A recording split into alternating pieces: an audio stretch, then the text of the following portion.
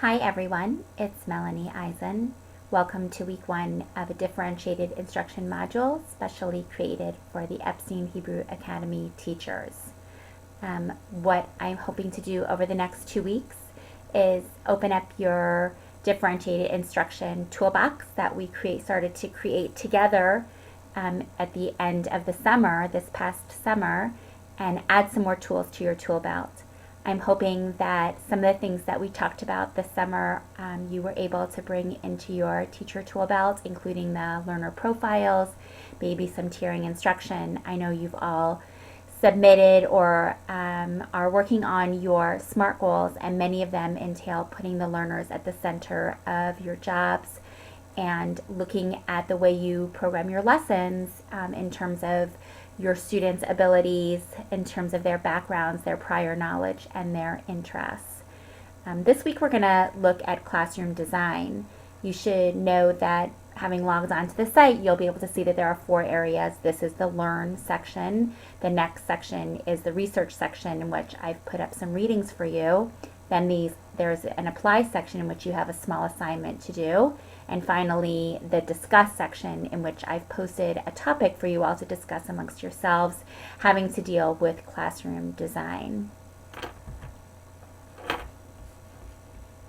When you look at this slide, think about, what does this remind you of? We talk about differentiated instruction. We talk about changing the way we teach kids, but it's not only about how we teach them or grouping them or tiering our lessons or thinking about where they've come and where we want them to go, but thinking just about the physical space. And I think that's almost as important, because if we want them to learn in a 21st century way, then we need to look at the environment we've provided for them and make sure that it reflects 21st century notions on education and on learning. And I don't mean that it needs to be covered head to toe in posters or technology needs to permeate throughout your classroom. I mean creating an environment for your students in which we can encourage them to be creative in their thinking and in their processes. We create an environment in which it allows them to explore their interests and allows areas of practice for material that we would have covered with them. It means taking what you see in front of you right now and possibly moving the desks around or creating little centers. It doesn't require a lot of money. It just requires some thought and thinking about what it is that would best suit my students. And oftentimes for even the older kids or even the younger kids, that could mean asking the kids to say, let's look at our environment and see what is it that we can change about it that will make it better accessible for you. How do you like to learn? And this, of course, brings back the learner profiles that we talked about over the summertime. Is this going to be a conducive environment for my students to learn? If it's not, it doesn't matter if I stand in the front of the class on my head. It's not a conducive way for my students to learn. Let's look at this image now. If you look at this image, again, I wouldn't be considering this for a pre-K or even a first or second grade, but as we get higher in the grades, what is this environment? What is the setup of these desks and having these children do? When I would walk into a classroom like this, or when you would walk into a room like this and it's set up this way, what am I encouraging? How do I want my students to think? Am I putting them in isolated islands, or am I creating places where they can work together, where they can collaborate? Again, if you look around this classroom, while it's enormous in size, it doesn't have a whole lot of fancy tools to it. I see an overhead projector. I see a television set, which I don't know if the teacher uses or not. There's nothing in here that screams this teacher spent a lot of money on creating an environment that would be conducive to learning. When you look at a classroom like this one, what do you see? So I see some color. I see that the teachers arranged her classroom in different ways.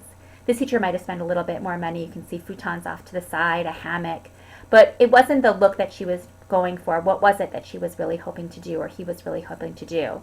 If you notice, there are different kinds of chairs in the classroom, different areas of learning. Some are for 1, some for 4, some for 2. It's encouraging the kids to look around and find the place that's going to work the best for them.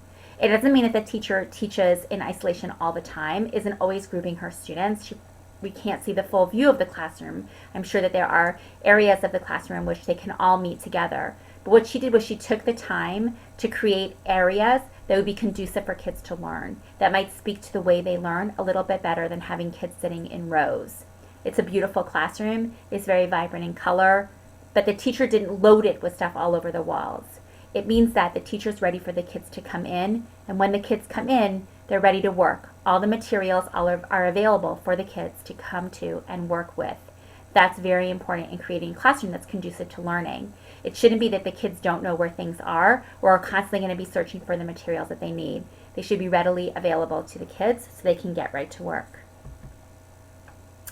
Looking at this classroom, the teacher really thought about it. It doesn't always look like it is, but they did. If you look around the classroom, the teacher used all the areas around the classroom to help the kids to learn.